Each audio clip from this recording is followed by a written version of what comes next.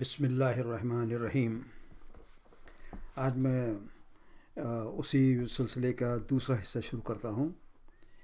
اس کا عنوان ہوگا مصر سے روانگی، لیکن اس سے قبل میں ایک آیت پڑھنا چاہتا ہوں تاکہ سلسلہ قائم رہے کہ اس پر اللہ نے فرمایا کہ تم دونوں کی دعا قبول کی گئی، ثابت قدم رہو اور لوگوں کے طریقے کی ہرگز پیروی نہ کرو جو علم نہیں رکھتے۔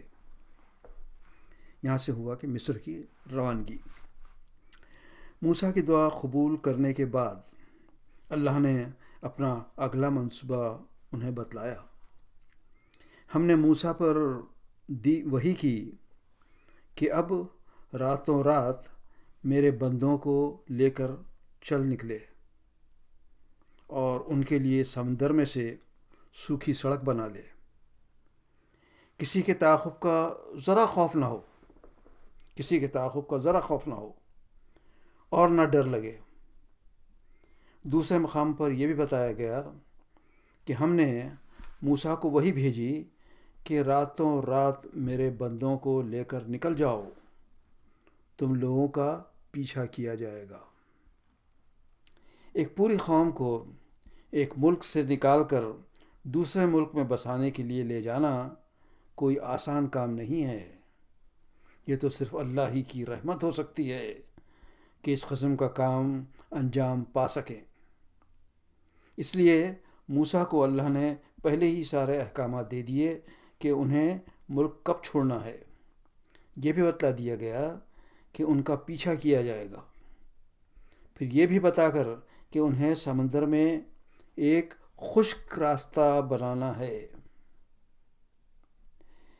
ایک اشارہ کر دیا گیا کہ انہیں کس رخ پر سفر کرنا ہے، اور اس کے ساتھ پھر ڈھارس بندھائی جاتی ہے کہ دیکھو، پکڑے جانے کا خوف نہ کرنا اور نہ ڈرنا۔ اللہ پر ایمان کامل ہی اللہ کے ان احکامات پر اطمینان سے عمل کرنے کی صلاحیت پیدا کر سکتا ہے۔ غور کیجئے کہ یہاں صرف اللہ یہ کہا گیا ہے کہ سمندر میں خشک راستہ بنانا ہے۔ سوچئے کہ سوکھی زمین پر بھی راستہ بنانا ہو تو آسان کام نہیں، لیکن سمندر میں سوکھا راستہ بنانے کا تصور کرنا محال ہے۔ پھر بھی مدت کا اندازہ کیجئے کہ پانی ہٹایا جائے، اور وہ بھی سمندر کا پانی، پھر سمندر کی تہ کی کیچڑ کے سوکھنے کے لیے بھی تو ایک عرصہ لگتا ہے۔ ان باتوں کو ہم انسانی عقل سے سوچیں تو بس سوچتے ہی رہیں گے، اور پھر حیرت کرتے کرتے اپنی کمزوری کو مانتے رہیں گے۔ لیکن موسیٰ کو اس سے پہلے بھی معجزے عطا ہو چکے تھے کہ جن پر فرعون کی قوم کے علماء و عقلاء تمام دنگ تھے اور اسے جادو سمجھتے تھے۔ تو اب جب موسیٰ سے کہا گیا کہ انہیں سمندر میں خشک راستہ بنانا ہے، تو موسیٰ کو یقین کامل تھا کہ اللہ کی طرف سے پھر ایک معجزہ انہیں ملنے والا ہے۔ ادھر موسیٰ بنی اسرائیل کو لے کر رات کے وقت اللہ کے حکم سے نکل پڑے، اور ادھر فرعون نے تمام شہریوں میں فوج جمع کرنے کے لیے احکامات بھیجے۔ اللہ فرماتا ہے کہ فرعون نے شہروں میں نقیب بھیجے کہ یہ کچھ مٹی بھر لوگ ہیں، انہوں نے ہم کو بہت ناراض کیا ہے، اور ہم ایسی جماعت ہیں جس کا شیوا ہمیشہ چوکنا رہنا ہے۔ اس طرح کئی لوگ فرعون کے حکم پر گھروں سے نکل پڑے۔ اللہ فرماتا ہے کہ اس طرح ہم نے انہیں ان کے باغوں، چشموں اور خزانوں اور ان کی بہترین قیام گاہوں سے باہر نکال لیا۔ کتنے ہی باغ اور چشمے اور کھیت اور شاندار محل تھے جو وہ چھوڑ گئے، کتنے ہی عیش کے سر و سامان جن میں وہ مزے کر رہے تھے ان کے پیچھے دھرے رہ گئے۔ اس طرح یہ تمام لوگ جمع ہو کر صبح ہوتے ہی ان کے تعاقب میں چل پڑے۔ غور کیجئے کہ بنی اسرائیل ایک محکوم اور غلام قوم ہے جو اپنا سارا بچا کھچا سامان لیے ملک چھوڑ کر نکل رہی ہے۔ نہ ان کے پاس تیز رفتار سواریاں ہیں، نہ اتنا وقت کے اطمینان سے چل سکیں۔ یہ ڈر لگا ہوا ہے کہ ان کا پیچھا ہونے والا ہے۔ ساتھ میں بچے ہیں، عورتیں بھی ہیں، بوڑھے اور بیمار بھی۔ عجیب کیفیت میں یہ لوگ نکلے ہوں گے۔ ان کے مقابلے میں فرعون کی ساری فوج ہے جو جگہ جگہ سے جمع کر لی گئی ہے۔ تیز رفتار سواریوں کی ان کے پاس کمی نہیں ہے۔ ساری فوج یقیناً صحت مند اور توانا ہوگی۔ جب یہ قوم بنی اسرائیل کا پیچھا کرنے نکلی تو یہی خیال انہیں ہوگا کہ ان مٹھی بھر کمزور لوگوں کو وہ پیس کر رکھ دیں گے۔ بہرکیف دونوں فریقوں کی ذہنی کیفیت کا اندازہ کرتے ہوئے آگے بڑھیے۔ جب فوج بنی اسرائیل کا پیچھا کرتے کرتے ان کے قریب پہنچ گئی تو اس کا ذکر قرآن میں ہے کہ جب دونوں گروہوں کا آمنا سامنا ہوا تو موسیٰ کے ساتھی چیخ اٹھے کہ ہم تو پکڑ لیے گئے۔ یعنی ایک خوف تو سمندر ہے اور دوسری طرف فوج۔ تو موسیٰ نے کہا ہرگز نہیں، میرے ساتھ میرا رب ہے، میرا رب ہے، وہ ضرور میری رہنمائی فرمائے گا۔ اللہ فرماتا ہے کہ پھر ہم نے موسیٰ کو وحی کے ذریعے حکم دیا کہ مار اپنا عصا سمندر پر یکایک سمندر پھٹ گیا اور اس کا ہر ٹکڑا ایک عظیم الشان پہاڑ کی طرح ہو گیا۔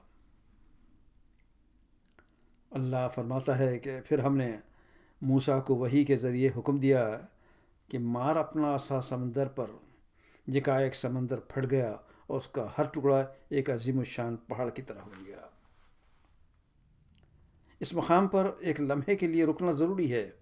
موسیٰ کے عصا کے ذریعے اللہ نے بہت سے معجزے ظاہر کیے، لیکن یہ بات ہمیں یاد رکھنی ہے کہ وہ عصا کوئی ایسی معمولی لکڑی نہ تھی کہ موسیٰ نے جب چاہا اس سے معجزات نکلوا لیے، بلکہ موسیٰ کے عام استعمال کے لیے وہ عصا ایسا ہی کام کرتی تھی جیسا عام طور پر اس سے کام لیا جاتا ہے، یعنی اس کے سہارے چلنا، اس سے پتے جھاڑنا اور جانوروں کو ہانکنا وغیرہ۔ اس عصا سے معجزات صرف اللہ کے ہی حکم سے ظاہر ہوئے۔ فرعون کے دربار میں اللہ کی وحی موسیٰ کو ہوئی کہ اپنا عصا ڈال دیں اور اس سے معجزہ ظاہر ہوا۔ اب اس مقام پر بھی جب کہ بنی اسرائیل ایسے پھنسے ہوئے ہیں کہ ایک طرف سمندر ہے اور دوسری طرف فرعون کی فوج ہے، تو اللہ نے اس عصا کے ذریعے موسیٰ کے ہاتھوں پھر ایک اور معجزہ ظاہر فرمایا۔ معجزہ بہرحال معجزہ ہی ہے۔ سوچئے کہ سمندر پھٹ گیا اور اس کا ہر حصہ پہاڑ بن گیا۔ ہم اپنے تصور کو کہاں تک کھینچیں کہ پانی پر پہاڑ کو دیکھ سکیں؟ پانی کو برف بنا کر اس کے ٹیلے بنانا اور بات ہے، لیکن پانی کو اس کی رقیق حالت میں پہاڑ کی شکل میں روکے رکھنا صرف اور صرف اللہ کی طرف سے ہی معجزہ ہے۔ ایک اور بات سوچئے کہ پانی تو ہٹ گیا، اب زمین دکھائی دے رہی ہے۔ یہ وہ زمین ہے جس پر پتہ نہیں کتنے ہزار سال سے پانی بہہ رہا ہے۔ ہم دیکھتے ہیں کہ 4 دن کی بارش میں ہماری زمین پر کیچڑ کا کیا حال ہوتا ہے۔ اب اس سمندر کی تہ کی کیچڑ کا کیا حال ہوگا۔ اس مقام سے پوری قوم کو گزرنا ہے تو اس کیچڑ کا خشک ہونا ضروری ہے۔ اب ہم اس معجزے کو اپنے تصور میں کیسے سمو سکتے ہیں کہ پانی کے پہاڑ بن جاتے ہیں اور سمندر کی تہ خشک ہو جاتی ہے، اور یہ سب کچھ بہت ہی قلیل عرصے میں ایک عصا کے ذریعے اللہ نے موسیٰ کے ہاتھوں ظاہر فرمایا۔ ہمیں اپنی ساری عقل و ہوش کے عجز کو مان لینا پڑتا ہے، اور اب اللہ رب العالمین کی عظمت کے آگے سر جھک جاتا ہے۔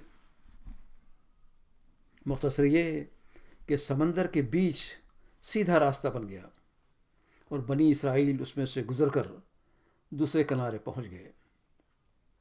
یہ خیال رکھیے کہ فرعون کی فوج ان کا پیچھا کر رہی ہے۔ جب بنی اسرائیل دوسرے کنارے پہنچ گئے تو موسیٰ کو پھر الہام ہوا کہ سمندر کو اس کے حال پر چھوڑ دے، یہ جیسا لشکر غرق ہونے والا ہے، یہ سارا لشکر غرق ہونے والا ہے۔ اور پھر پیچھے سے فرعون اپنے لشکر لے کر پہنچا اور سمندر ان پر چھا گیا جیسا کہ چھا جانے کا حق ہے۔ عجیب بات ہے۔ تو فرعون کی قوم کی تباہی۔ اللہ فرماتا ہے کہ موسیٰ ان سب لوگوں کو جو ان کے ساتھ تھے ہم نے بچا لیا اور دوسروں کو غرق کر دیا، اور ہم نے موسیٰ اور ہارون پر یہ احسان کیا کہ ان کو اور ان کی قوم کو کرب عظیم سے نجات دی، انہیں نصرت بخشی، جس کی وجہ سے وہی غالب رہے۔ فرعون کی غرقابی کے بارے میں اس طرح ذکر آتا ہے کہ ہم بنی اسرائیل کو دریا سے گزار لے گئے، پھر فرعون اور اس کے لشکر نے ضد اور عداوت سے ان کا پیچھا کیا، حتیٰ کہ فرعون جب غرق ہونے لگا تو بولا کہ میں ایمان لاتا ہوں کہ کوئی الہ نہیں ہے سوائے اللہ کے، جس پر بنی اسرائیل کو ایمان ہے، اور میں بھی مسلمین میں ہوں۔ کہا گیا کہ اب ایمان لاتا ہے، حالانکہ اس سے پہلے تو نافرمانی کر چکا ہے۔ یہ تو بڑا مفسد ہے۔ اب تو ہم تیری لاش کو بچا لیں گے تاکہ تو اپنے بعد آنے والوں کے لیے نشان عبرت ہو، اور بہت سے لوگ ہماری نشانیوں سے غافل ہیں۔ قوم فرعون کی تباہی پر یوں تبصرہ ہوتا ہے کہ ان کی جگہ ہم نے ان لوگوں کو جو کمزور بنا کر رکھے گئے تھے اس سرزمین کے مشرق و مغرب کا وارث بنا دیا، جسے ہم نے برکتوں سے مالا مال کیا ہے۔ اس طرح بنی اسرائیل کے حق میں تیرے رب کا وعدہ خیر پورا ہوا، کیونکہ انہوں نے صبر کیا، اور ہم نے فرعون اور اس کی قوم کا وہ سب کچھ برباد کر دیا جو وہ بناتے اور چڑھاتے تھے۔ فرعون اور اس کی فوج کے بارے میں دوسرے مقامات پر بھی ذکر آتا ہے کہ اس نے اور اس کے لشکروں نے زمین میں بغیر کسی حق کے اپنی بڑائی کا گھمنڈ کیا اور سمجھے کہ انہیں کبھی ہماری طرف پلٹنا نہیں ہے۔ آخرکار ہم نے اسے اور اس کے لشکروں کو پکڑا اور سمندر میں غرق کر دیا۔ اب دیکھ لو کہ ظالموں کا کیا انجام ہو رہا ہے، اور انہیں آئندہ نسلوں کے لیے نمونہ حیرت بنا کر رکھا اور آخرت اور دنیا کے عذاب میں پکڑ لیا۔ بنی اسرائیل کو خطاب کرتے ہوئے ایک جگہ اللہ فرماتا ہے کہ ہم نے سمندر کو پھاڑ کر تمہارے لیے راستہ بنایا، سمندر کو پھاڑ کر تمہارے لیے راستہ بنایا، پھر تمہیں اس میں سے بخیریت گزروا دیا، پھر وہی تمہاری آنکھوں کے سامنے فرعونیوں کو غرقاب کر دیا۔ اس پورے واقعے کو چند الفاظ میں اللہ یوں بیان فرماتا ہے کہ موسیٰ کے قصے میں تمہارے لیے نشانی ہے۔ جب ہم نے اسے صریح سمندر کے کنارے، صریح سمندر کے ساتھ فرعون کے پاس بھیجا تو وہ اپنے بل بوتے پر اکڑ گیا اور بولا، یہ جادوگر ہے یا مجنون ہے؟ آخرکار ہم نے اسے اور اس کے لشکر کو پکڑا اور سب کو سمندر میں غرق کر دیا، اور وہ ملامت زدہ ہو کر رہا۔ اب اس کے بعد بنی اسرائیل کی نئی حکومت، نئی بستی۔ موسیٰ کی یہ قوم جو برسوں سے فرعون کی محکوم اور غلام رہی تھی، آج پہلی مرتبہ آزادی کے ساتھ ایک نئی سرزمین کی طرف جا رہی تھی، جہاں انہیں فرعون اور اس کی قوم سے کوئی خدشہ نہ تھا۔ اپنی آنکھوں کے سامنے فرعون اور اس کی فوج کو سمندر میں ڈوبتا دیکھ کر انہیں اب اس معاملے میں زندگی بھر کا سکون مل چکا تھا، لیکن اب اپنی نئی قوم کو نئے سرے سے تیار ہونا تھا۔ برسوں کی محکومی کے بعد اچانک آزادی مل جانا ایک بڑا تغیر ہے۔ ہمارے سامنے ان قوموں کے حالات آج بھی تازہ ہیں، جنہیں طویل عرصے کی غلامی کے بعد آزادی تو مل گئی، لیکن 50 سال گزرنے پر بھی غلامانہ ذہنیت میں کوئی بڑی تبدیلی نہیں آئی۔ یہی کچھ حال بنی اسرائیل کا تھا۔ موسیٰ پر ایک بڑی ذمہ داری اب آ لگی تھی۔ تصور کیجئے کہ انسانوں کے ایک ہجوم کو اپنی قیادت میں لیے ہوئے موسیٰ ایک نئے مقام کی طرف جا رہے تھے، جہاں انہیں نہ صرف مذہبی رہنمائی کرنی تھی، بلکہ لوگوں کی دنیاوی ضرورتوں کی تکمیل کا انتظام بھی کرنا ہے۔ غذا کا مسئلہ، گھروں کا مسئلہ، پانی و لباس کے مسائل، غرض ہے کہ کئی ذمہ داریاں تھیں، لیکن انہیں یہ یقین تھا کہ اللہ ہی کے حکم سے یہ سب کچھ کر رہے ہیں، اور انہیں قیادت کی صلاحیت بھی عطا فرمائی۔ اللہ نے بنی اسرائیل کو بڑی نعمتیں عطا کی۔ کہتا ہے کہ ہم نے بنی اسرائیل کو سخت ذلت کے عذاب یعنی فرعون سے نجات دی، جو حد سے گزر جانے والوں میں فی الواقع بڑے اونچے درجے کا آدمی تھا، اور ان کی حالت جانتے ہوئے ان کو دنیا کی دوسری قوموں پر ترجیح دی اور انہیں ایسی نشانیاں دکھائیں جن میں صریح آزمائش تھی۔ بنی اسرائیل کو عطا کردہ فضیلت کا ذکر متعدد مقامات پر قرآن میں آتا ہے، اور ساتھ ہی اس قوم کی نافرمانی کے تذکرے بھی ہیں۔ چھوٹی چھوٹی باتیں بیان ہوئی ہیں، جس سے اندازہ ہوتا ہے کہ قوم بنی اسرائیل بھی دوسری قوموں کی طرح نیک و بد انسانوں سے بھری ہوئی تھی۔ اللہ نے مختلف حالات میں انہیں آزمایا، بعض سدھر گئے اور بعض پھر اپنے پرانے عقیدوں کی طرف پلٹ گئے جن پر مصر میں عمل کیا کرتے تھے۔ اس بات کی طرف توجہ ضرور رکھیے کہ مصر میں اس زمانے میں کسی نہ کسی شکل میں اللہ کے علاوہ دوسروں کی معبودیت کا تصور عام تھا۔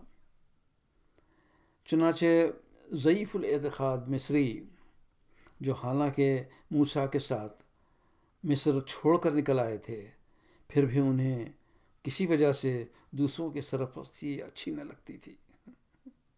اللہ فرماتا ہے کہ بنی اسرائیل کو ہم نے سمندر سے گزار دیا، پھر وہ چلے اور راستے میں ایک ایسی قوم پر ان کا گزر ہوا جو اپنے چند بتوں کے گرویدہ بنی ہوئی تھی۔ لگے کہنے، اے موسیٰ، ہمارے لیے بھی کوئی ایسا معبود بنا دے جیسے ان لوگوں کے معبود ہیں۔ موسیٰ نے کہا،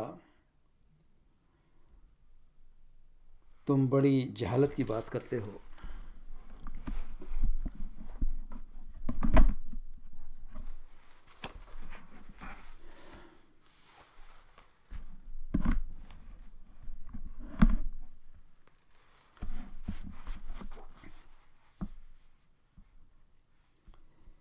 غور کیجئے کہ ابھی ابھی یہ قوم فرعون سے چھوٹ کر آئی ہے، ابھی ابھی دریا کو عبور کیا ہے، اس سارے معاملے کو بہت تھوڑی ہی مدت گزری ہوگی، لیکن انہیں اپنے لیے ایک معبود کی ضرورت محسوس ہوئی، اور جیسا کہ قرآن کہتا ہے کہ ان کے دلوں میں بچھڑا ہی بسا ہوا تھا۔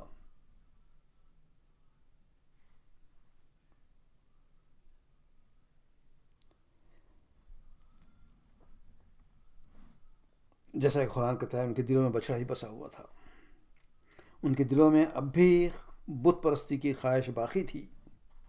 موسیٰ نے جب دیکھا کہ دوسری قوم کی دیکھا دیکھی اس قوم کو بھی بت پرستی کی دھن لگی ہے، تو آپ نے صاف صاف اعلان فرما دیا کہ یہ لوگ جس طریقے کی پیروی کر رہے ہیں وہ تو برباد ہونے والا ہے، وہ تو برباد ہونے والا ہے، اور جو عمل وہ کر رہے ہیں وہ سراسر باطل ہے۔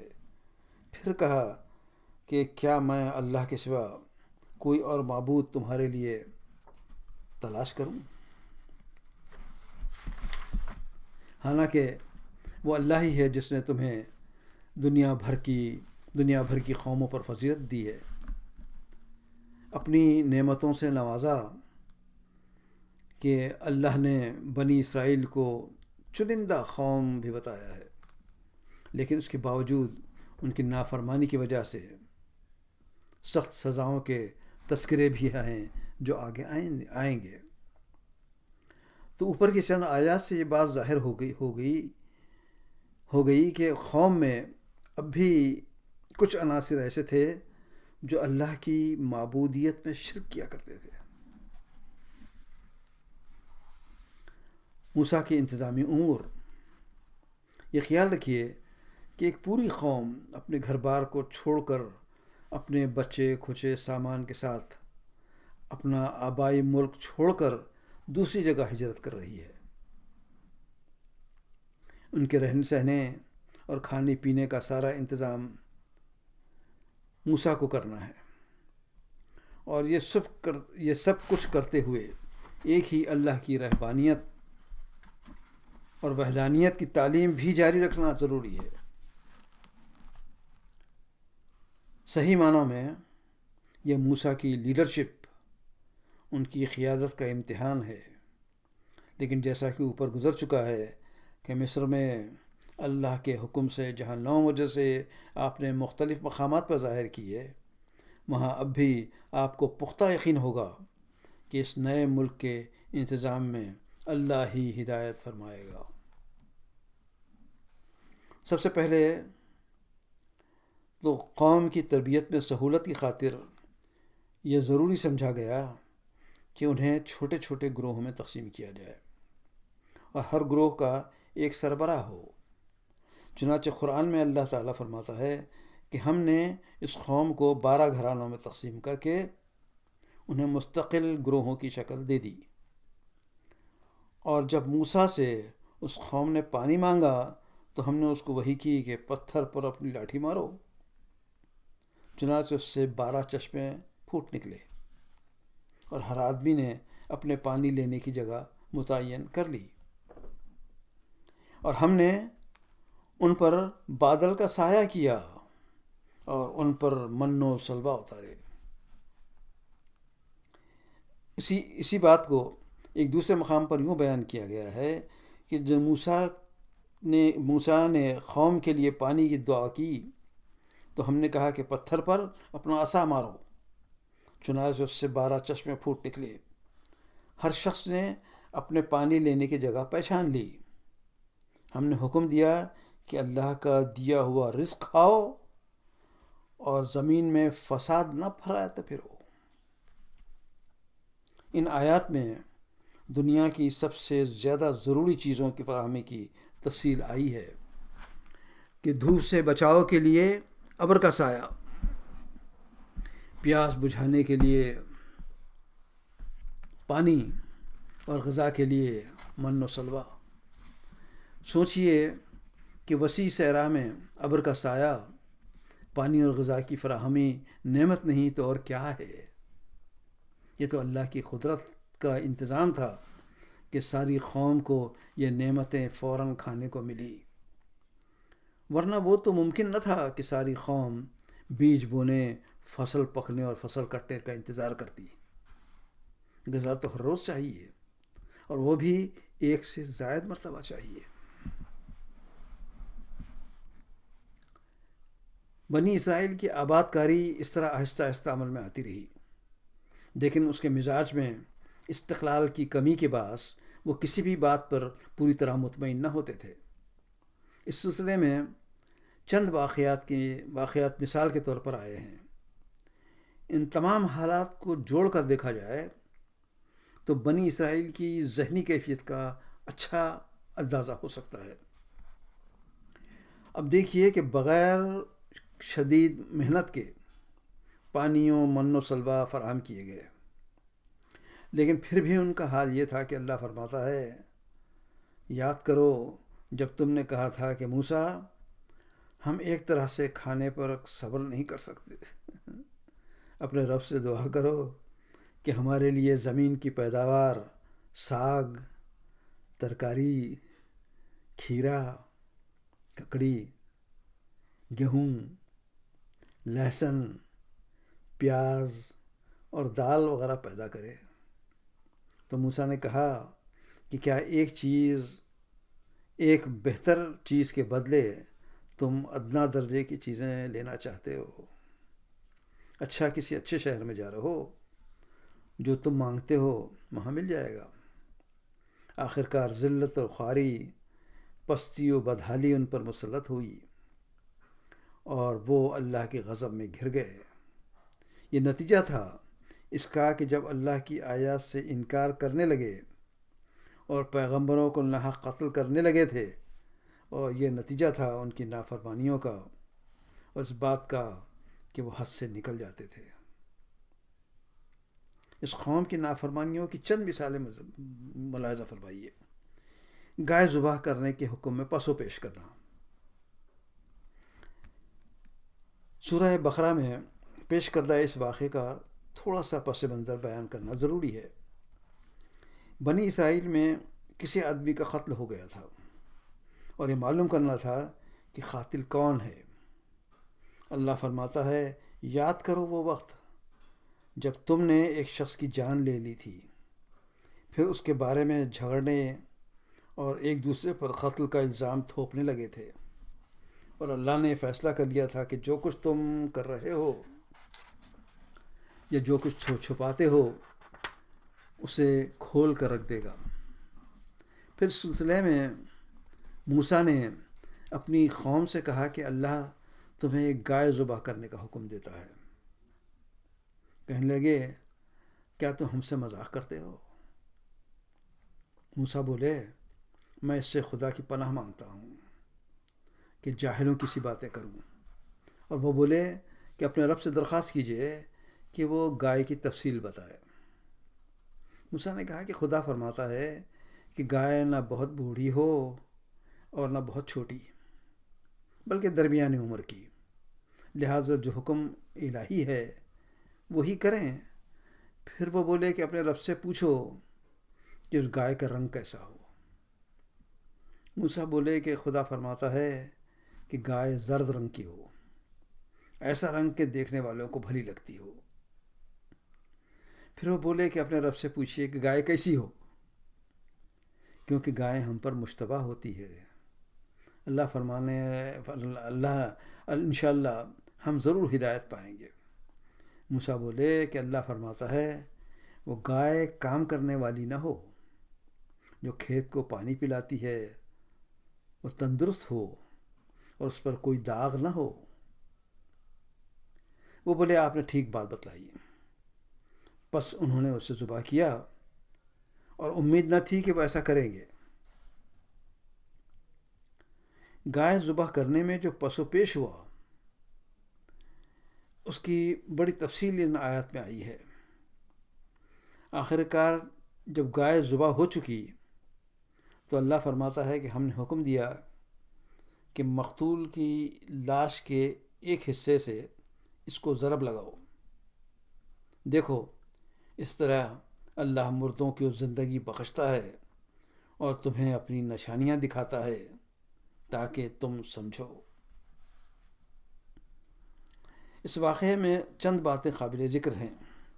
ایک بات تو یہ کہ مردوں کو زندہ کیے جانے کے تصور کے لیے اللہ نے عملی مثال پیش کی ہے، اور وہ بھی اس عجیب طریقے سے کہ ایک مردہ گائے کے ایک حصے سے مقتول آدمی کی لاش کو چھوا جائے اور وہ زندہ ہو گیا۔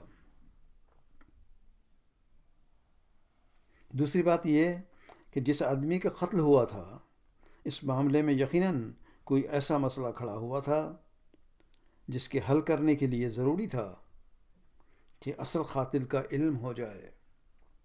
اس لیے اللہ نے ضروری سمجھا کہ اس آدمی کو دوبارہ زندہ کیا جائے۔ تیسری بات یہ کہ جیسا کہ اوپر ذکر ہوا، اس زمانے میں مصری تہذیب میں گائے کی پرستش عام تھی، اور جیسا کہ اللہ نے فرمایا ان لوگوں کے دلوں میں بچڑا بس کر رہ گیا تھا۔ بنی اسرائیل میں کچھ لوگ ایسے تھے جو حالانکہ موسیٰ کے ساتھ نئے ملک کو چلے آئے تھے، لیکن ان کے دل میں اب بھی یہ خواہش تھی کہ مصریوں کی طرح ان کے لیے بھی ایک معبود بنوایا جائے۔ گائے کی معبودیت کے لیے ایک تھوڑا ذہن میں بنا ہوا تھا، ایک تصور ذہن میں بنا ہوا تھا۔ اللہ اسے بھی دور کر دینا چاہتا تھا، اور اس لیے تاکید کے ساتھ یہ حکم ہوا کہ وہ گائے کو ذبح کریں، کیونکہ اس جانور کو یہ لوگ تبرک کے مقام پر رکھتے رکھتے معبودیت کے مقام تک پہنچا چکے تھے۔ ان کی اس مشرکانہ ذہنیت کو توڑنے کے لیے گائے ہی کو ان کے اپنے ہاتھوں ذبح کرنے کا حکم ہوا۔ ہم نے یہ بھی دیکھا ہے کہ ان لوگوں نے اس حکم سے بچنے کے لیے حتی الامکان بہانے بنائے۔ اللہ نے ان کے ہر عذر کا وضاحت سے جواب دیا، اور جیسا کہ اللہ نے فرمایا وہ دراصل گائے ذبح کرنے کے لیے تیار نہ تھے۔ نمبر 2، پاک زمین میں داخل ہونے سے انکار۔ اللہ فرماتا ہے کہ موسیٰ نے اپنی قوم سے کہا کہ اے میری قوم کے لوگو، اللہ کی اس نعمت کو یاد کرو جو اس نے تمہیں عطا کی ہے۔ اس نے تمہیں نئی نبی پیدا کیے، اس نے تم کو فرمانروا بنایا اور تم کو وہ کچھ دیا جو دنیا میں کسی کو نہ دیا تھا۔ اے قوم کے لوگو، اس مقدس زمین میں داخل ہو جاؤ جو اللہ نے تمہارے لیے لکھ رکھی ہے۔ پیچھے نہ ہٹو ورنہ خسارے میں رہو گے۔ تو انہوں نے کہا کہ موسیٰ، وہاں تو بڑے جبار لوگ رہتے ہیں، وہاں ہم ہرگز نہ جائیں گے جب تک کہ وہ وہاں سے نکل نہ جائیں۔ اگر وہ نکل جائیں تو ہم داخل ہو جائیں گے۔ ان ڈرنے والوں میں سے 2 اشخاص ایسے تھے جن کو اللہ نے اپنی نعمت سے نوازا تھا۔ انہوں نے کہا کہ ان جباروں کے مقابلے میں دروازے کے اندر گھس جاؤ، جب تم اندر پہنچ جاؤ گے تو تم ہی غالب رہو گے۔ اللہ پر توکل کرو اگر تم مومن ہو۔ تو انہوں نے کہا کہ اے موسیٰ، ہم تو وہاں کبھی نہ جائیں گے جب تک وہ لوگ وہاں موجود ہیں، بس تم اور تمہارا رب دونوں جاؤ اور لڑو، ہم یہاں بیٹھے ہیں۔ اس پر موسیٰ نے کہا کہ اے میرے قوم، اے میرے رب، میرے اختیار میں کوئی نہیں مگر میری ذات یا میرا بھائی، بس تو ہم کو اس فاسق قوم سے نجات دے۔ اس پر اللہ نے فرمایا کہ وہ حکم، وہ ملک 40 سال تک ان پر حرام ہے، اس زمین میں مارے مارے پھریں گے۔ ان نافرمانوں کی حالت پر ہرگز ترس نہ کھاؤ۔ نمبر 3، سبت کے قانون کی نافرمانی۔ سبت ہفتے کے دن کو کہتے ہیں۔ اور ہفتے کا دن بنی اسرائیل کے لیے اہم دن ہوا کرتا ہے۔ آج بھی سابت کے نام سے اس دن خاص عبادت ہوتی ہے۔ بنی اسرائیل کی پچھلی نسلوں میں اللہ نے آزمائش کے لیے سبت کے روز انہیں مچھلی کھانے سے منع فرمایا تھا۔ اس حکم کا مقصد محض امتحان لینا تھا کہ اللہ کے حکم کی پابندی یہ لوگ کس حد تک کر سکتے ہیں۔ اس کا ذکر قرآن میں یوں آتا ہے کہ تمہیں قوم کے ان لوگوں کا قصہ تو معلوم ہی ہے جنہوں نے سبت کے قانون کو توڑا تھا۔ اس واقعے کی مختصر تشریح ہوتی ہے کہ اس دن سے ذرا اس بستی کا حال تو پوچھو جو دریا کے کنارے واقع تھی۔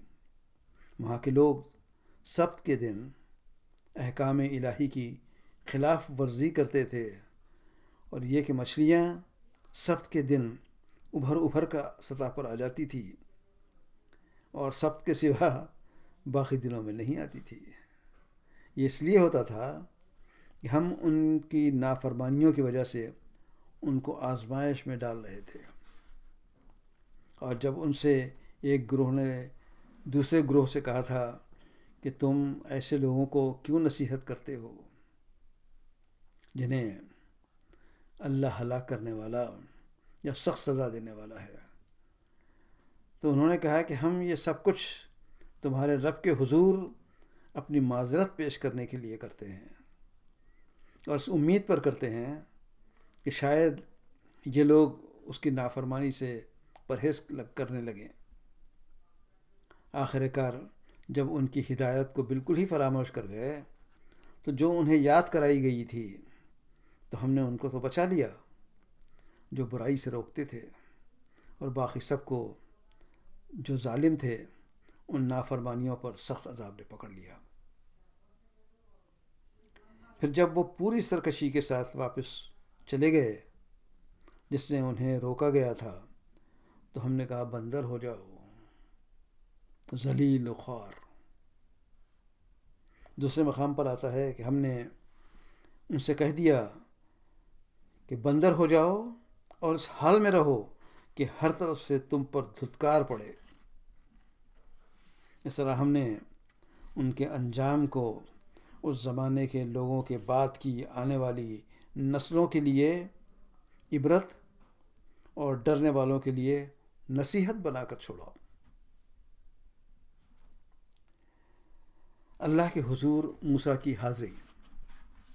اللہ فرماتا ہے کہ موسیٰ نے اپنی قوم کے 70 آدمیوں کو منتخب کیا تاکہ وہ ہمارے مقرر کیے ہوئے وقت پر حاضر ہوں۔ جب ان لوگوں کو ایک سخت زلزلے نے آ پکڑا تو موسیٰ نے عرض کی کہ اے رب، آپ چاہتے تو پہلے ہی ان کو اور مجھے ہلاک کر سکتے تھے۔ کیا آپ اس قصور میں جو ہم میں سے بعض نادانوں نے کیا ہے ہم سب کو ہلاک کر دیں گے؟ یہ تو آپ کی طرف سے ایک طرح کی آزمائش تھی جس کے ذریعے سے آپ جسے چاہتے ہیں گمراہی میں مبتلا کر دیتے ہیں اور جسے چاہتے ہیں ہدایت بخش دیتے ہیں۔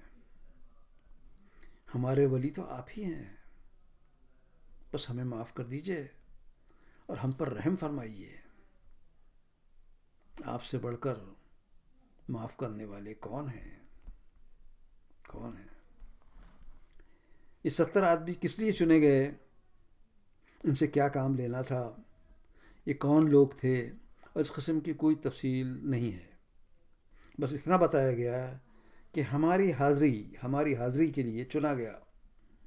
ظاہر ہے کہ اللہ کے حضور حاضری کے لیے ایک خاص تعداد میں لوگوں کو چنے جانے کا حکم اللہ کی طرف سے ہی ہوا ہوگا۔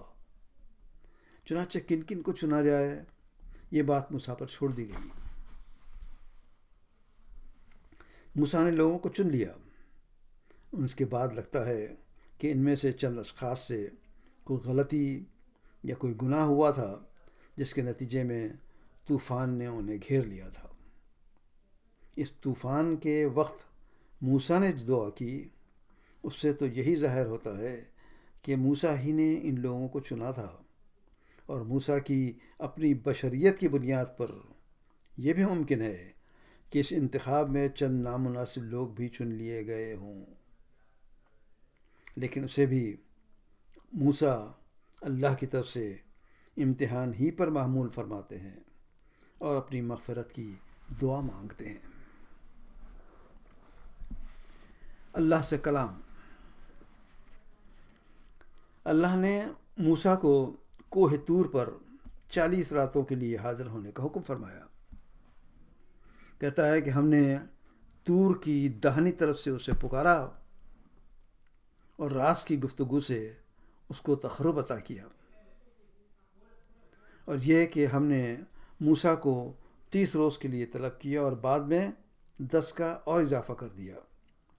اس طرح اس کے رب کی مقرر کردہ مدت 40 دن ہو گئی۔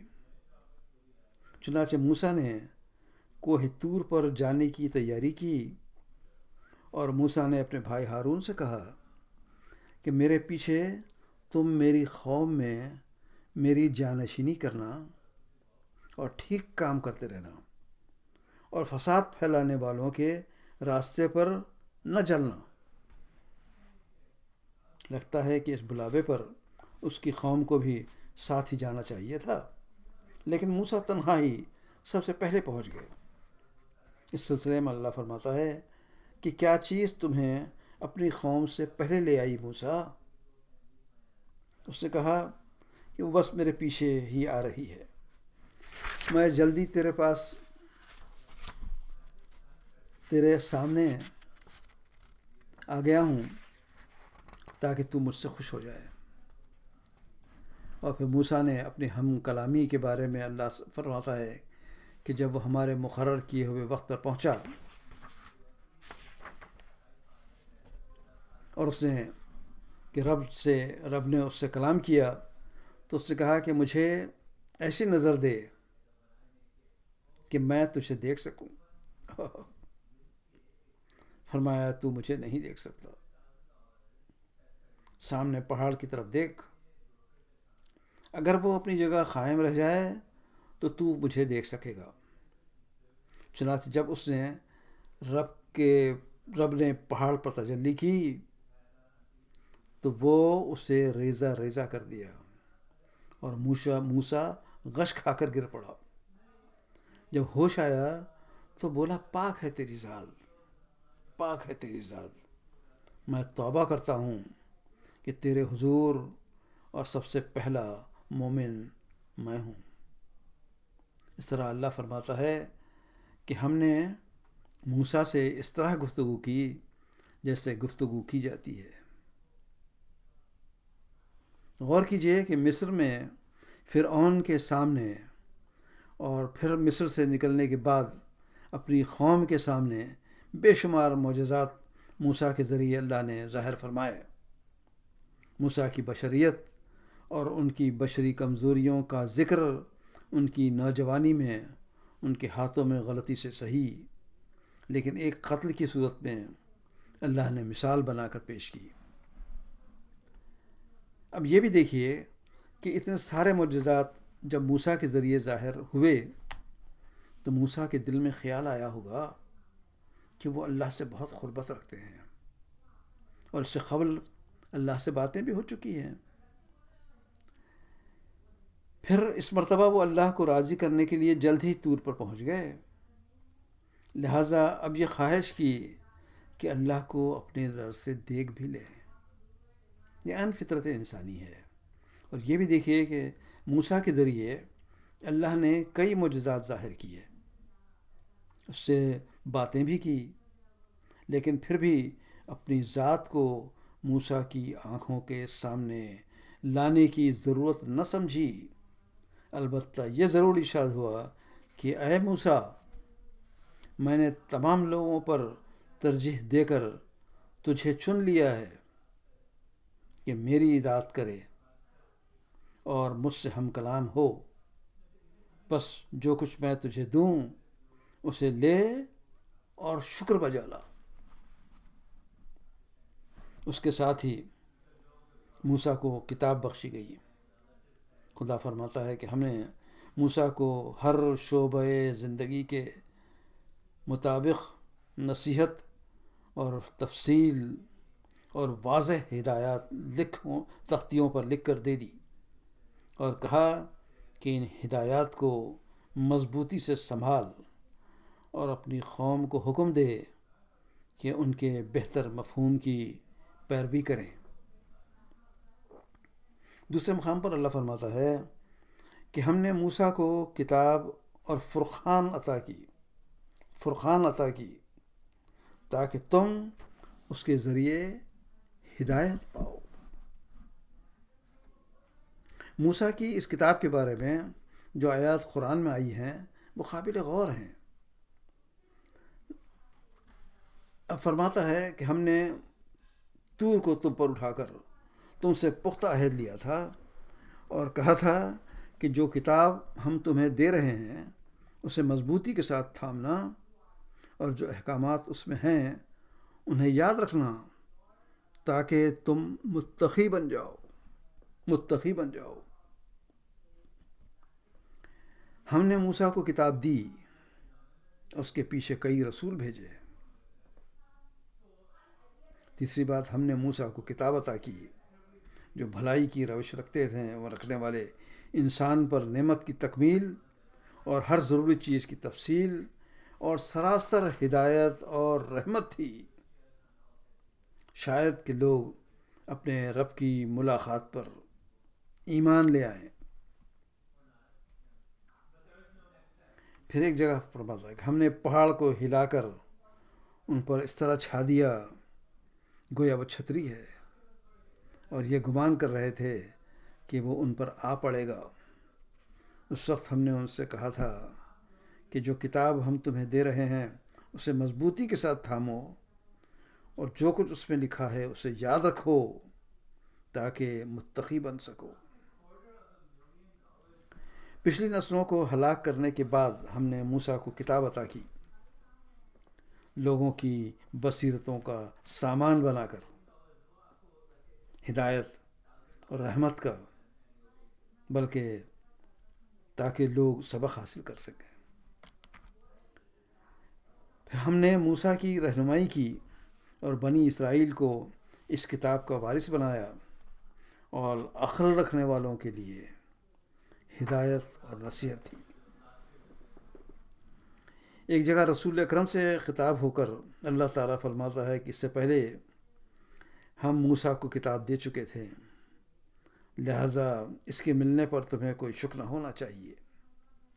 اس کتاب کو ہم نے بنی اسرائیل کے لیے ہدایت نامہ بنا دیا تھا۔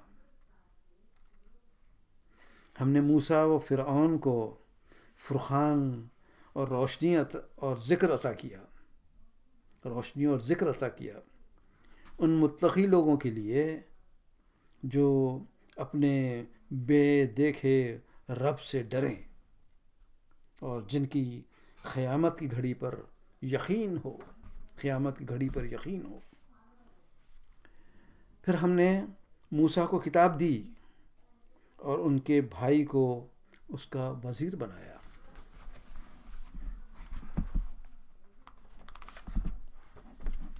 ان دونوں کو واضح کتاب عطا کی اور انہیں صراط مستقیم دکھائی۔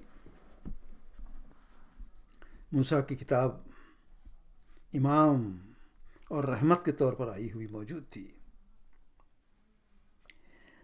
اب جو ہے تو سامری کا ذکر آتا ہے۔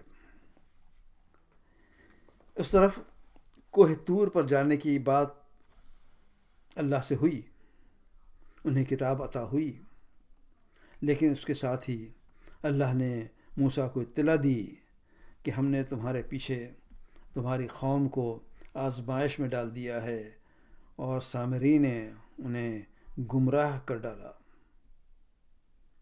چنانچہ موسیٰ سخت غصے اور رنج کی حالت میں اپنی قوم کی طرف پلٹا۔ اس نے کہا کہ اے میری قوم والو، کیا تمہارے رب نے تم سے اچھے وعدے نہیں کیے تھے؟ کیا تم بے صبر ہو گئے تھے؟ کیا تم اپنے رب کا غضب ہی اپنے اوپر لانا چاہتے تھے؟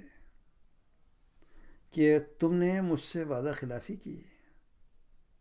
انہوں نے جواب دیا ہم نے آپ سے وعدہ خلافی کچھ اپنے اختیار سے نہیں کی بلکہ لوگوں کے زیورات سے ہم لڑ گئے تھے اور ہم نے بس ان کو پھینک دیا. اور اس طرح سامری نے بھی کچھ ڈالا اور اس کے لیے ایک بچھڑی کی مورت بنا کر نکال لیا جس سے بیل کی سی آواز نکلتی تھی. لوگ پکار اٹھے کہ یہی ہے تمہارا خدا اور موسیٰ کا خدا. موسیٰ اسے بھول گیا.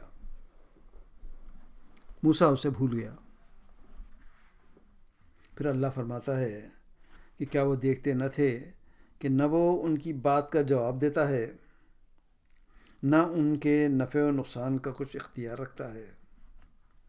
ایک دوسرے مقام پر یہی واقعہ یوں بیان ہوتا ہے کہ موسیٰ کے پیچھے اس کی قوم کے لوگوں نے اپنے زیورات سے ایک بچھڑے کا پتلا بنایا جس میں سے بیل کی سی آواز نکلتی تھی. کیا انہیں نظر آتا تھا کہ نہ وہ ان سے بولتا ہے نہ کسی معاملے میں ان کی رہنمائی کرتا ہے؟ مگر پھر بھی انہوں نے اسے معبود بنا لیا. وہ سخت ظالم تھے. پھر جب ان کی فریب خوردگی کا طلسم ٹوٹ گیا اور انہوں نے دیکھ لیا کہ وہ گمراہ ہو رہے ہیں تو کہنے لگے کہ اگر ہمارے رب نے ہم پر رحم نہ فرمایا اور ہم سے درگزر نہ کیا تو ہم برباد ہو جائیں گے. موسیٰ کے غصے کی حالت کا تصور کیجیے. قوم کے پیچھے عرصہ دراز سے کام کرتے ہوئے انہیں اس نئے ملک میں لا بسایا. توحید الہی کی تعلیم دیتے رہے. قوم کی ہر ضرورت کی تکمیل کا انتظام فرماتے رہے. پھر بھی چند دنوں تک قوم میں ان کی غیر موجودگی سے فائدہ اٹھا کر ایک شخص نے قوم کو بہکا کر پھر سے شرک میں مبتلا کر دیا. موسیٰ نے اپنی بھائی کو نیابت کے لیے مقرر کیا تھا. اس پر بڑی ذمہ داری ڈالی تھی. قرآن میں فرماتا ہے کہ ہارون پہلے ہی ان سے کہہ چکا تھا کہ لوگو تم اس کی وجہ سے فتنے میں پڑ گئے ہو. تمہارا رب تو رحمان ہے. بس تم میری پیروی کرو اور میری بات مانو. مگر انہوں نے کہہ دیا کہ ہم تو اسی کی عبادت کرتے رہیں گے جب تک کہ موسیٰ ہمارے پاس واپس نہ آ جائے. چونکہ موسیٰ نے ہارون کو اپنا خلیفہ اور نائب بنایا تھا اس لیے موسیٰ کے نزدیک ان سارے ہنگاموں کی جواب دہی ہارون پر ہی عائد ہوتی ہے. اس سلسلے میں اللہ فرماتا ہے کہ جب موسیٰ غصے اور رنج میں بھرا ہوا اپنی قوم کی طرف پلٹا اس نے کہا کہ بہت بری جانشینی کی تم لوگوں نے میرے بعد. کیا تم سے اتنا صبر نہ ہوا کہ اپنے رب کے حکم کا انتظار کر لیتے؟ اس نے تختیاں پھینک دی. اپنے بھائی کے سر کے بال پکڑ کر اسے کھینچا. تو ہارون نے کہا کہ اے میری ماں کے بیٹے ان لوگوں نے مجھے دبا لیا. قریب تھا کہ مجھے مار ڈالتے. بس تو دشمنوں کو ہنسنے کا موقع نہ دے اور ظالم گروہوں کے ساتھ مجھے شامل نہ کر. موسیٰ نے کہا اے ہارون تم نے جب دیکھا تھا کہ یہ گمراہ ہو رہے ہیں تو کس چیز نے تمہیں روکا تھا کہ میرے طریقے پر عمل نہ کرو؟ کیا تم نے میرے حکم کی خلاف ورزی کی؟ اس پر ہارون نے کہا اے میری ماں کے بیٹے میری داڑھی اور سر کو چھوڑ دے. میں اس بات سے ڈرا کہ تو کہے گا کہ بنی اسرائیل میں پھوٹ ڈال دی اور میرے حکم کا انتظار نہ کیا. اب جب کہ موسیٰ کو یہ اندازہ ہو گیا تھا کہ سارا فساد سامری کا پھیلایا ہوا ہے تو وہ اس کی طرف متوجہ ہوئے اور پوچھا کہ اے سامری تیرا کیا حال ہے؟ اس نے جواب دیا کہ میں نے وہ چیز دیکھی جو ان لوگوں کو نظر نہ آئی. بس میں نے رسول کے نقش قدم سے مٹی اٹھائی اور اس کو ڈال دیا. میرا نفس نے مجھے ایسا ہی سجھایا۔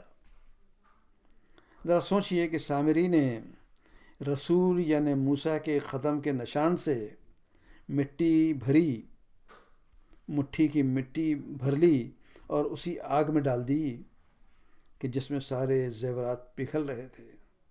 اس کے بعد ان سے ایک بچھڑے جیسی مورت بنا کر اسے اپنا اور موسیٰ کا خدا بنا کر بنی اسرائیل کے سامنے پیش کر دیا۔ اور یہ بات بھی سنیے کہ اس کے نفس کو یہی بات بھلی لگی۔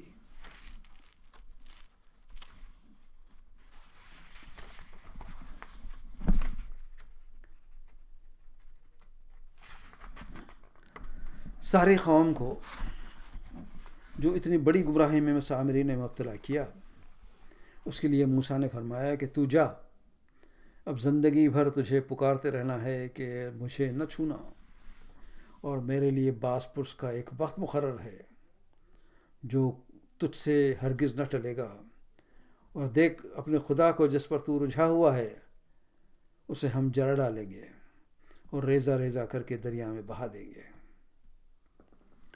اس سلسلے میں اللہ کا حکم یہ ہے کہ جن لوگوں نے بچھڑے کو معبود بنایا وہ ضرور اپنے رب کے غضب میں گرفتار ہو گئے اور دنیا کی زندگی میں ذلیل ہوں گے۔ افترا کرنے والوں کو ہم ایسی ہی سزا دیتے ہیں۔ پھر جب موسیٰ کا غصہ ٹھنڈا ہوا، اس نے وہ تختیاں اٹھا لی جس میں ہدایت اور رحمت تھی ان لوگوں کے لیے جو اپنے رب سے ڈرتے ہیں۔ ان تختیوں میں جو مضمون تھا اس کی تفصیلات پچھلے صفحات میں کتب الہی کے بیان میں تورات کے عنوان کے تحت گزر چکی ہیں۔ پھر موسیٰ نے کہا کہ اے قوم کے لوگو، تم نے بچڑے کو معبود بنا کر اپنے اوپر سخت ظلم کیا ہے، لہذا تم اپنے رب کے حضور توبہ کرو اور اپنی جانوں کو ہلاک کرو۔ اس میں تمہارے خالق کی نزدیک تمہاری بہتری ہے۔ اس وقت تمہارے خالق نے تمہاری توبہ قبول کر لی کہ وہ بڑا معاف کرنے والا اور رحم کرنے والا ہے۔ بنی اسرائیل کی زیادتی کو بھی معاف فرمانے کا ذکر اللہ قرآن میں یوں فرماتا ہے کہ جب ہم نے موسیٰ کو 40 روز کے لیے اوپر بلایا تو اس کے پیچھے تم نے بچڑے کو معبود بنا لیا۔ اس وقت تم نے بڑی زیادتی کی تھی، مگر اس پر بھی ہم نے تمہیں معاف کر دیا کہ شاید اب تم شکر گزار بنو۔ موسیٰ نے اس موقع پر اپنے لیے خاص دعا فرمائی کہ اے رب، مجھے اور میرے بھائی کو معاف فرما اور ہمیں اپنی رحمت میں داخل فرما۔ تو سب سے بڑھ کر رحیم ہے، سب سے بڑھ کر رحیم ہے۔ بنی اسرائیل کی مزید نافرمانیاں ہم دیکھتے آ رہے ہیں کہ موسیٰ کے ذکر کے سلسلے میں کئی واقعات گزرے کہ جن میں بنی اسرائیل نے خدا کی نافرمانی کی۔ اس پر بھی انہیں ہر بار بخشا جاتا رہا۔ نافرمانیوں کے کچھ اور تذکرے آتے ہیں۔ اللہ فرماتا ہے کہ جب تم نے موسیٰ سے کہا تھا کہ ہم تمہارے کہنے کا ہرگز یقین نہ کریں گے جب تک کہ اپنی آنکھوں سے علانیہ خدا کو نہ دیکھ لیں،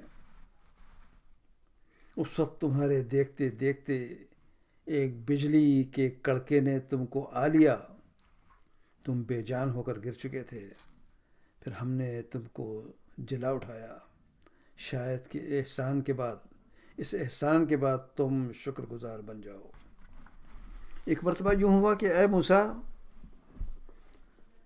اے میری قوم کے لوگو، تم کیوں مجھے اذیت دیتے ہو، حالانکہ تم خوب جانتے ہو کہ میں تمہاری طرف اللہ کا بھیجا ہوا رسول ہوں۔ اور پھر جب انہوں نے تیڑ اختیار کی تو اللہ نے بھی ان کے دل ٹیڑھے کر دیے۔ اللہ فاسقوں کو ہدایت نہیں دیتا۔ بنی اسرائیل کے بارے میں کثرت سے قرآن میں ذکر آیا ہے۔ یوں سمجھیے کہ انہیں مثال کے طور پر پیش کیا گیا ہے۔ ہم مقابلہ کر کے دیکھ سکتے ہیں کہ اسی قسم کے واقعات دوسری کتاب کی قوموں میں کتاب قوموں میں پیش آئے ہیں، دوسری اہل کتاب قوموں میں پیش آئے ہیں۔ بنی اسرائیل کے بارے میں پھر اللہ فرماتا ہے کہ ہم پہلے موسیٰ کو کتاب دے چکے ہیں، اس کے بارے میں بھی اختلاف کیا گیا تھا۔ اگر تیرے رب کی طرف سے ایک بات پہلے ہی سے طے نہ کر دی گئی ہوتی تو ان اختلاف کرنے والوں کے درمیان کبھی کا فیصلہ چکا دیا گیا ہوتا۔ ہم نے ان کو زمین میں ٹکڑے ٹکڑے کر کے قوموں میں تقسیم کر دیا۔ کچھ لوگ ان میں نیک تھے اور کچھ ان سے مختلف، اور ہم نے ان کو اچھے اور برے حالات سے آزمائش میں مبتلا کرتے رہے کہ شاید یہ پلٹ آئیں۔ پھر اگلی نسلوں کے بعد ایسے ناخلف ان کے جانشین ہوئے جو کتاب الہی کے وارث ہو کر اسی دنیا کے فائدے سمیٹتے تھے اور کہہ دیتے ہیں کہ ہمیں معاف کر دیا جائے گا، اور اگر وہی متاع دنیا سامنے آتی ہے تو لپک کر اسے لے لیتے ہیں۔ کیا ان سے کتاب کا عہد نہیں لیا گیا تھا کہ اللہ کے نام پر وہی بات کہیں جو حق ہے، اور یہ خود پڑھ چکے ہیں کہ جو کتاب میں لکھا ہے وہ حق ہے۔ رسول اکرم سے کہا گیا ہے کہ اس سے پہلے موسیٰ کی کتاب دے چکے ہیں، لہٰذا اس چیز کے ملنے پر تمہیں کوئی شک نہ ہونا چاہیے۔ اس کتاب کو ہم نے بنی اسرائیل کے لیے ہدایت بنایا تھا، اور جب انہوں نے صبر کیا اور ہماری آیات پر یقین لاتے رہے تو ان کے اندر ہم نے ایسے پیشوا پیدا کیے جو ہمارے حکم سے رہنمائی کرتے تھے۔ ہم نے بنی اسرائیل کو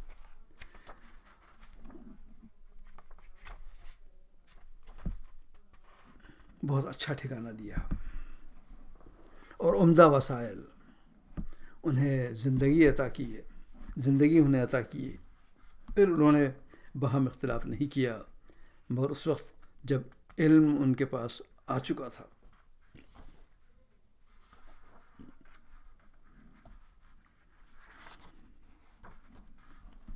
بنی اسرائیل سے خطاب ہوتا ہے کہ اس میثاق کو یاد کرو جو طور کو تم پر اٹھا کر ہم نے تم سے لیا تھا۔ ہم نے تاکید کی تھی کہ جو ہدایت ہم دے رہے ہیں ان کی سختی سے پابندی کرو اور کان لگا کر سنو۔ تمہارے اسلاف نے کہا تھا کہ ہم نے سن لیا مگر مانیں گے نہیں، اور ان کی باطل پرستی کا یہ حال تھا کہ دلوں میں ان کے بشرا ہی بسا ہوا تھا، کیونکہ اگر تم مومن ہو تو کہ یہ عجیب ایمان ہے کہ جو ایسی بری حرکات کا تمہیں حکم دیتا ہے۔ اللہ نے بنی اسرائیل سے پہلے عہد لیا تھا اور انہیں 12 نقیب مقرر کیے تھے، اور ان سے کہا تھا کہ میں تمہارے ساتھ ہوں اگر تم نے نماز قائم رکھی اور زکوٰۃ دی اور میرے رسولوں کو مانا اور ان کی مدد کی اور اپنے خدا کو قرض دیتے رہے، تو یقین رکھو کہ میں تم سے تمہاری برائیاں زائل کر دوں گا اور تم کو ایسے باغوں میں داخل کروں گا کہ جن کے نیچے نہریں بہتی ہوں گی۔ مگر اس کے بعد جس نے تم میں سے کفر کی روش اختیار کی تو سمجھو کہ اس نے سواء السبیل گم کر دی۔ اللہ فرماتا ہے کہ ہم نے پہلے موسیٰ کو بھی اپنی آیات کے ساتھ بھیج چکے ہیں۔ اسے بھی ہم نے حکم دیا تھا کہ اپنی قوم کو تاریکیوں میں سے نکال کر روشنی میں لے آؤ اور انہیں خدائی واقعات سنا کر نصیحت کرو۔ ان واقعات میں بڑی نشانیاں ہیں ہر شخص کے لیے جو صبر اور شکر کرنے والا ہو۔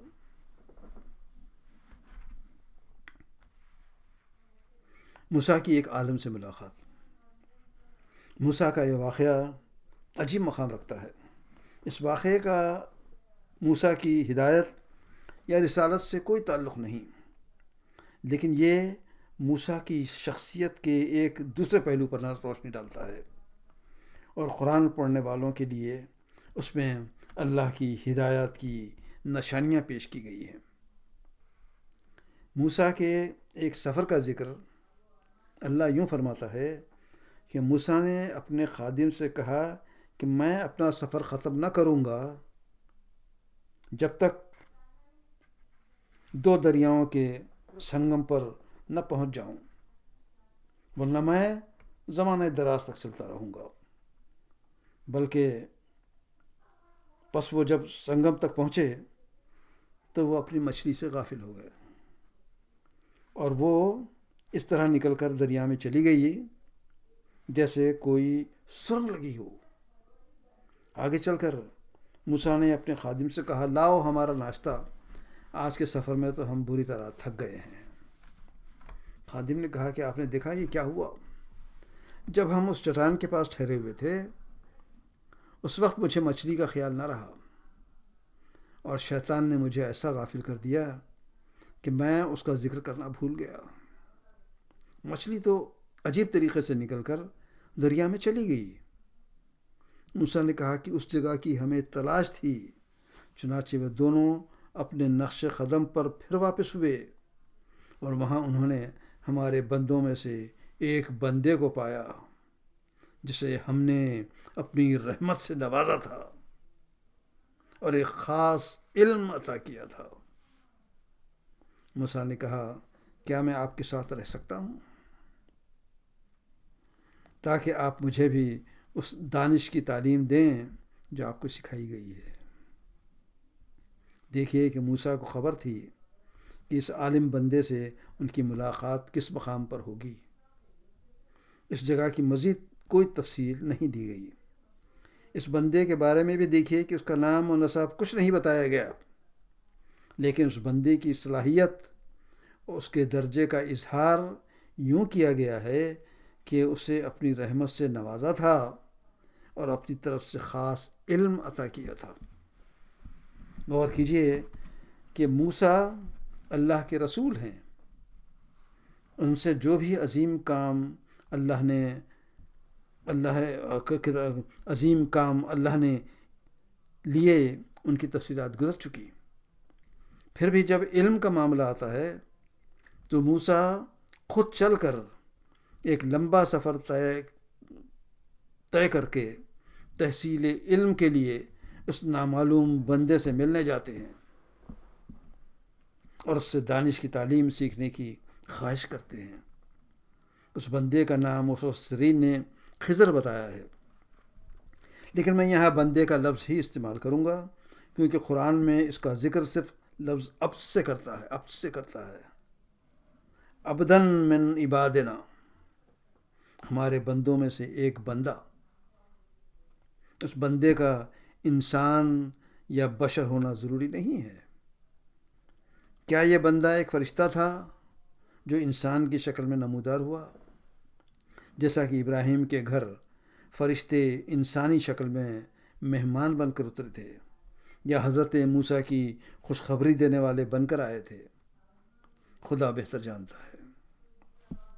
بہرکیف موسیٰ نے اس بندے کے ساتھ رہ کر علم سیکھنے کی درخواست کی۔ اس پر انہوں نے کہا کہ تم میرے ساتھ صبر نہیں کر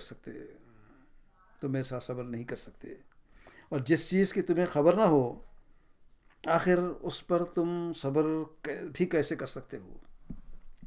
موسیٰ بولے، انشاءاللہ آپ مجھے صابر پائیں گے اور میں کسی معاملے میں آپ کی نافرمانی نہ کروں گا۔ اس نے کہا، اگر میرے ساتھ چلتے ہو تو مجھ سے کوئی بات نہ پوچھنا جب تک کہ میں خود اس کا تم سے ذکر نہ کروں۔ اب وہ دونوں روانہ ہوئے، یہاں تک کہ وہ کشتی میں سوار ہو گئے۔ اس بندے نے کشتی میں شگاف ڈال دیا۔ موسیٰ نے کہا کہ آپ نے اس میں شگاف ڈال دیا تاکہ سب کشتی والوں کو ڈبو دیں؟ یہ تو آپ نے ایک بڑا سخت حرکت کر ڈالی۔ اس موقع پر اس بندے نے موسیٰ کو ٹوکا کہ وہ صبر نہیں کر سکتے، اس لیے کہ وہ اس کے ساتھ نہیں رہ سکتے۔ اس پر موسیٰ نے معافی مانگ لی اور آئندہ چپ رہنے کا وعدہ کیا۔ اب یہ لوگ اپنے سفر میں آگے بڑھتے چلے جاتے ہیں، یہاں تک کہ انہیں ایک لڑکا ملا۔ اس بندے نے اس لڑکے کو قتل کر دیا۔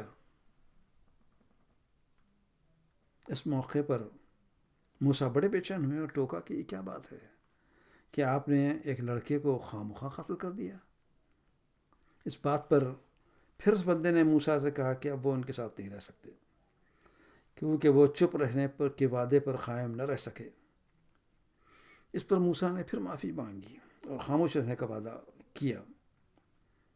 یہ لوگ آگے روانہ ہوئے۔ ایک مقام پر پہنچ کر انہوں نے وہاں کے لوگوں سے کھانا مانگا، مگر ان لوگوں نے ان کی ضیافت سے انکار کر دیا۔ اس مقام پر اس بندے نے ایک دیوار دیکھی جو ٹوٹ کر گرنے کے قریب تھی۔ اس شخص نے اس کی مرمت کر کے اسے درست کر دیا۔ اس پر موسیٰ پھر خاموش نہ رہ سکے اور کہا کہ آپ اس دیوار کی درستگی کی اجرت لے سکتے تھے۔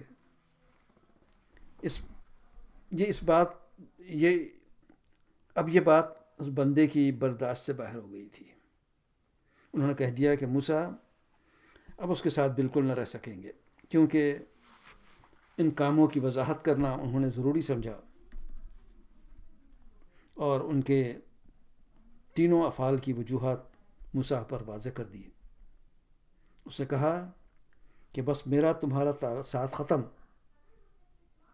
اب میں تمہیں ان باتوں کی حقیقت بتاتا ہوں جن پر تم صبر نہ کر سکے۔ اس کشتی کا معاملہ یہ ہے کہ وہ چند غریب آدمیوں کی تھی جو دریا میں محنت مزدوری کرتے تھے۔ میں نے چاہا کہ اسے عیبدار کر دوں، کیونکہ آگے ایک ایسے بادشاہ کا علاقہ تھا جو ہر کشتی کو زبردستی چھین لیتا تھا۔ رہا وہ لڑکا تو اس کے والدین مومن تھے۔ ہمیں اندیشہ ہوا کہ یہ لڑکا اپنی سرکشی اور کفر سے ان کو تنگ کرے گا، اس لیے ہم نے چاہا کہ اس کا رب ان کے بدلے ان کو ایسی اولاد دے جو اخلاق میں بھی اس سے بہتر ہو اور جس سے صلہ رحمی بھی زیادہ متوقع ہو۔ اس دیوار کا معاملہ یہ ہے کہ یہ دو یتیم لڑکوں کی ہے جو اس شہر میں رہتے ہیں۔ اس دیوار کے نیچے ان بچوں کے لیے ایک خزانہ مدفون ہے اور ان کا باپ ایک نیک آدمی تھا۔ اس لیے تمہارے رب نے چاہا کہ دونوں بچے بالغ ہو کر اپنا خزانہ نکالے۔ یہ سب کام تمہارے رب کی رحمت کی بنا پر کیا گیا ہے۔ میں نے کچھ اپنے اختیار سے نہیں کر دیا ہے۔ یہ ہے حقیقت ان باتوں کی جن پر تم صبر نہ کر سکے۔ موسیٰ کے اس واقعے سے ہم یہ نتیجہ نکال سکتے ہیں کہ اللہ کے حکم سے ہونے والے مقاموں کے ظاہر اور باطن کا علم ہر انسان کو نہیں ملتا۔ مثلا یہ کہ ایک زلزلہ آتا ہے اور ہزاروں آدمی تباہ ہو جاتے ہیں۔ یہ زلزلہ اللہ کے حکم سے ہوا تھا۔ لوگوں کی تباہی ہمارے لوگوں کے سامنے ہے، لیکن زلزلے میں اللہ کی کیا مصلحت ہے یہ صرف وہی لوگ جانتے ہیں۔ اللہ کی اسی قسم کی باتوں کا علم، جسے علم لدنی کہا گیا ہے، اللہ اپنے چنے ہوئے بندوں کو عطا کرتا ہے۔ انہیں چنندہ بندوں کے ہاتھوں عقل کو حیران کرنے والے واقعات عمل میں آتے ہیں، لیکن ان کی واجبیت حقیقت کو سمجھنے کے لیے ہماری عام انسانی عقل کافی نہیں ہوتی۔ ان حالات میں خاموش رہنا ہی بہتر ہے۔ یہ بات بھی سچ ہے کہ ان مخصوص بندوں کے افعال سے انسانوں کا شک بڑھتا جائے تو انہیں اس کی وضاحت کرنا ضروری ہے تاکہ لوگ یہ سمجھ لیں کہ ان کاموں میں ان بندوں کی رائے کا کوئی دخل نہیں ہے، وہ صرف اللہ کا کے احکامات پر عمل کر رہے ہیں۔ موسیٰ کے واقعات میں اللہ کی ہدایت کی تعلیمات کی نشانیاں رکھی ہیں۔ ہم دیکھتے ہیں کہ یہ ساری تعلیمات اس محور کی گرد گھومتی ہے کہ لوگوں، بے شک تمہارا خدا بس ایک اللہ ہی ہے، اس کے سوا کوئی اور خدا نہیں ہے، ہر چیز پر اس کا علم حاوی ہے، ہر چیز پر اس کا علم حاوی ہے۔ یہاں یہ سلسلہ ختم ہوتا ہے۔ کل انشاءاللہ دوسرا سلسلہ شروع ہوگا حضرت زکریا، یحییٰ اور عیسیٰ ابن مریم کا، اور 203 صفحے تک ہو گیا ہے معاملہ ہے، یہاں تک کل شروع ہوگا انشاءاللہ۔